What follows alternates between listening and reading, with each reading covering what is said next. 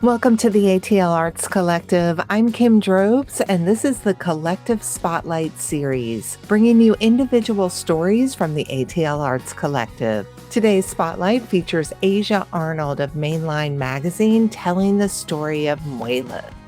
Muelas is a 5-piece band here in Atlanta, and they are buzzing. Susie, the front person in the band, their family is from Mexico, and my family's from Colombia, so I just, really appreciate the Spanish-speaking language roots, and Muelas is Spanish for molars, as in, your teeth, and by extension, to grind. So it's a hard that name goes hard, and their sound does too, and as people, they are just incredible, beautiful people, inside and out. Going to their shows is, we get into it in the story, but going to the shows is quite an event, and they are one of our headliners at Mainline Music Fest. Wonderful. Wonderful. All right. Well, it is time to hear Asia's piece on Muelas. This starts out with the song Switchback, and that was recorded during Standard Selects.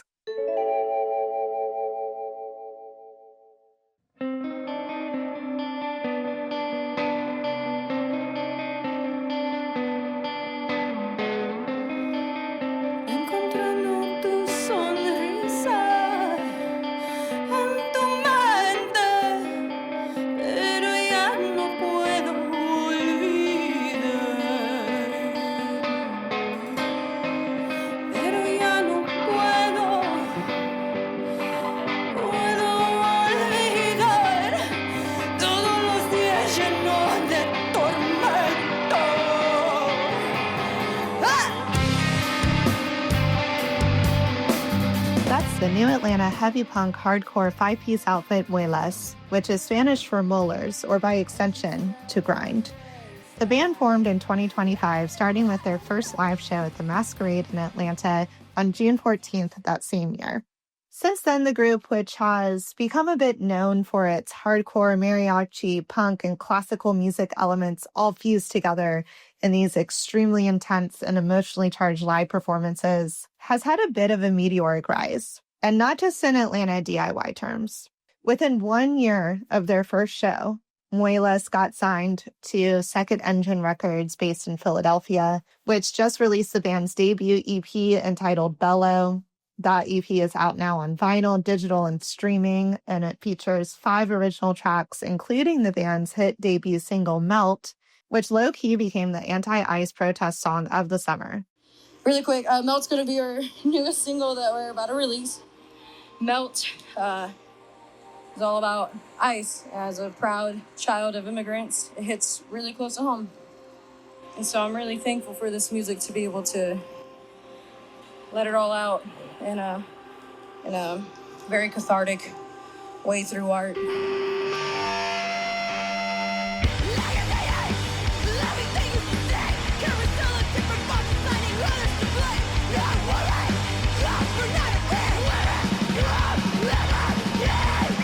In just a little over 12 months, Muelas has almost 4,000 monthly listeners on top streaming services. They have around 8,000 followers across social media platforms. And even Hayley Williams has caught on to the Muelas buzz. The acclaimed singer-songwriter and founder of the rock band Paramore, without any added context, shared a clip of the band's music video for their single Melt on her Instagram story, which she had downloaded from TikTok. In their first year, the band played about 23 shows, plus live in-studio performances, including at WREK Atlanta and the newly launched Standard Select series, which I co-produce with Standard Recorders Electric Company and Mainline. And that series can be streamed on YouTube. Oh, and to top it all off, Muelas just wrapped up a tour in Europe, too. The reception's been crazy. I don't understand how this has all happened. We're grateful and we're honored for it. That's Susie Reyes, the lead vocalist and violinist of Muelas. The full band includes Cayman Maggard on guitar, James Vincent, who's also in the Atlanta band Psychic Death, on guitar and background vocals, Chris King on bass and background vocals, and Musashi Albert, also of the Atlanta band Big Yellow, on drums. like it was a different band first. The band was called Nowhere Safe. And that's how I initially met Cayman and James, because they had hired me to do photos for them. I'm a photographer as well. I don't do it as often now because I'm really busy, but we met around, I think, like right before the pandemic hit. And we became friends. Like they were so kind to me, very welcoming. And so we just started hanging out. And I would always go to shows and just run into Cayman. And Cayman was my mosh pit buddy for the longest time. And I would literally pick him up because he's a tiny boy. He's skinny and I power lift. So like I would pick his ass up and spin him around in the mosh pits. And I'd also see James everywhere too. And James has been popping off with Psychic Death.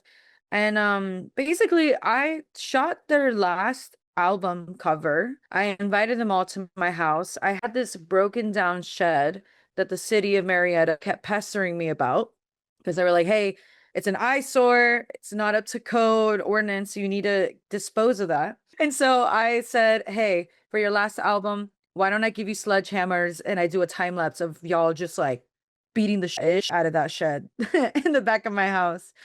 During that time, Susie had just exited another band that they were in for 7 years, a sort of average make or break moment for bands. Around 6 or 7 years is either when a band will take off or break up. It's like the 7-year itch that you hear about in marriages or long-term relationships, but with bands. I was ready to not continue DIY music. I am now a private music teacher and I freelance violin. But DIY music is so different.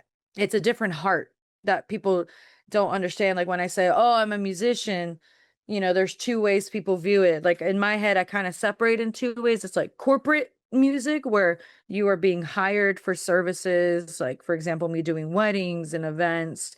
And then you have DIY music, which is really where, like, not to say that the corporate doesn't have passion, but it's really where your individual passion like comes out. It's coming from your soul, pretty much. And I was ready to not ever be in a band again.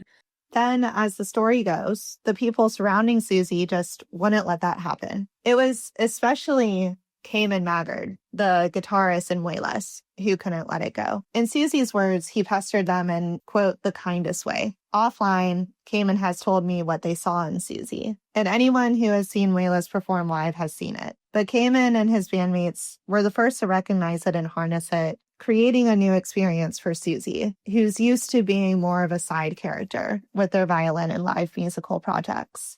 I've been wanting to do a heavier, hardcore leaning band for the longest time. I mean, it's really what I listen to. It's more of me and how I feel. And I've been a little, in 5th grade, my photo is me with an Inuyasha shirt, a kitten choker, and like Black Panda eyes. And I was listening to Duran Gray, Rammstein, and also MySpace bands, so like it's been in my makeup for a long time of like more chaotic, heavier music.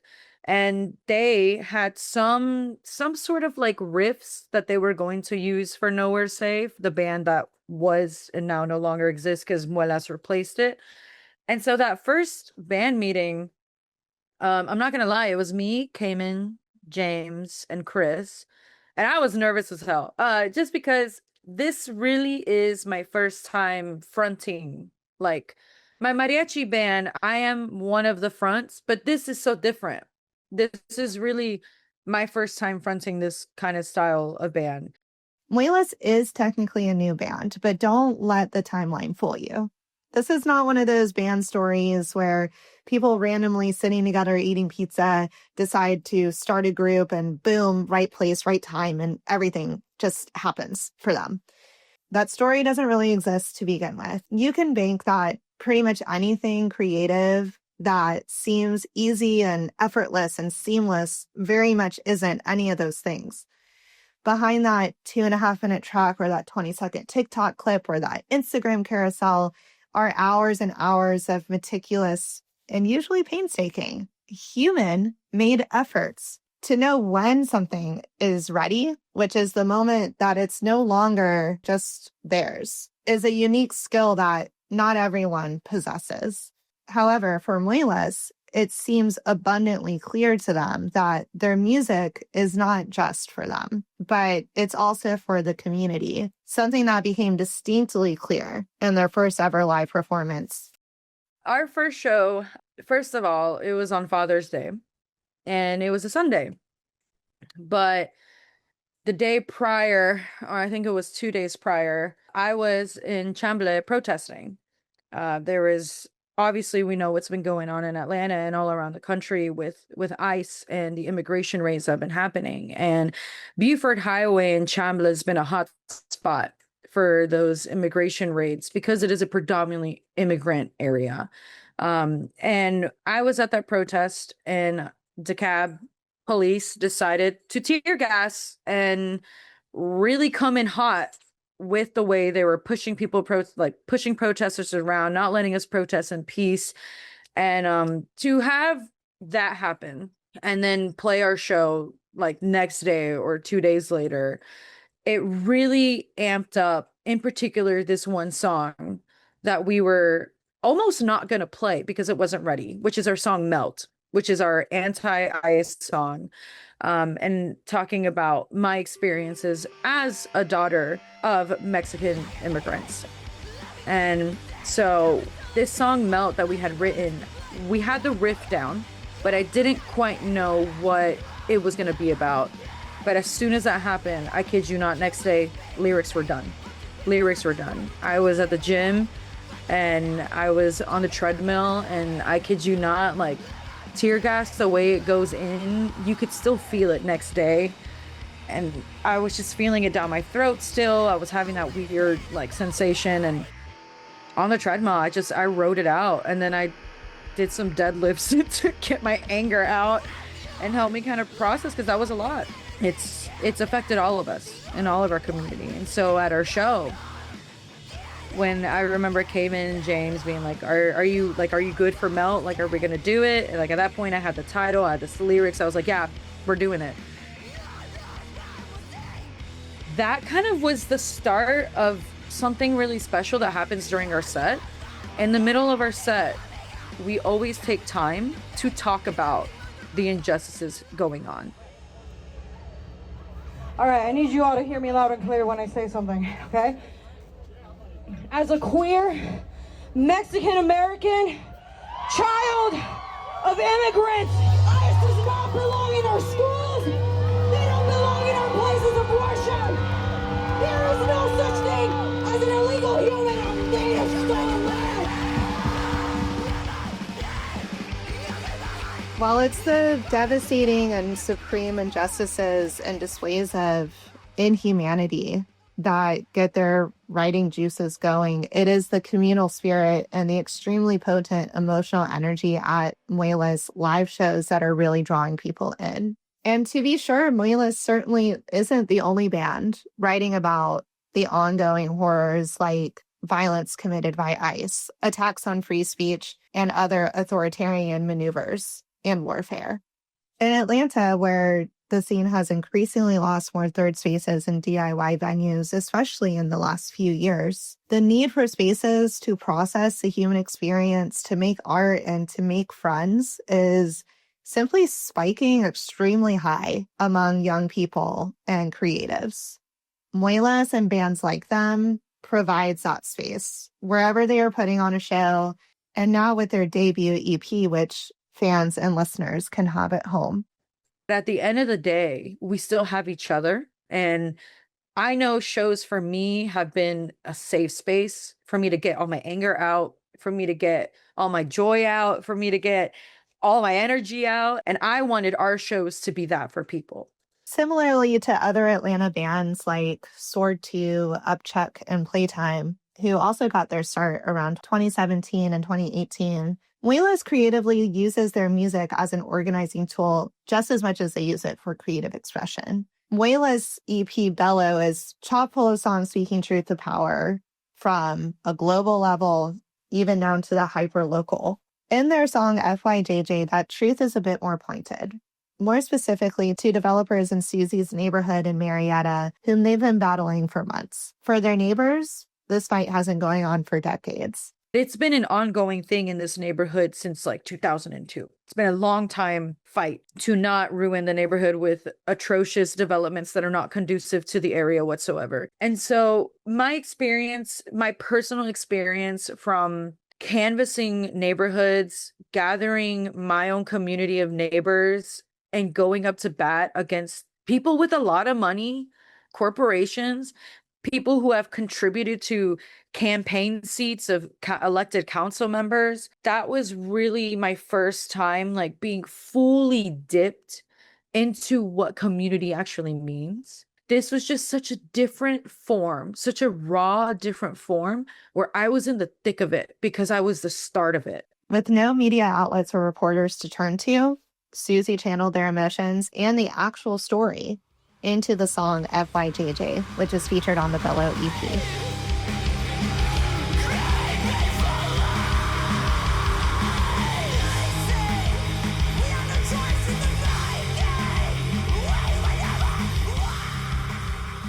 Muelas is most definitely one of the local DIY scene's buzziest bands at the moment, but their rise is emblematic of something greater.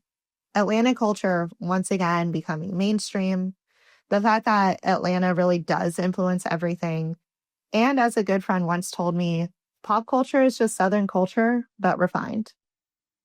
To be able to make a mark on someone enough to where they're able to let their walls down and just feel is crazy to me. Because when you go to shows in Atlanta, you know what is up.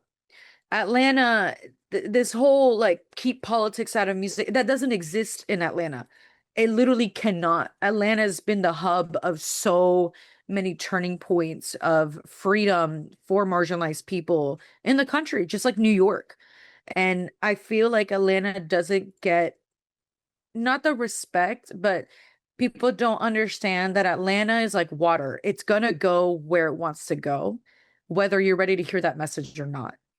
I'm so excited to say that Muelas is one of the headliners at this year's Mainline Music Fest, which is taking place Friday, September 11th until Sunday, September 13th. You can see Muelas deliver one of their epic performances and also catch some other amazing local legends and heavy hitters on that Friday night, September 11th at Star Bar. And I want to give a special shout out to all of our sponsors. You can find all the information online at mainlineatl.com/tickets or Mainline Presents on Instagram.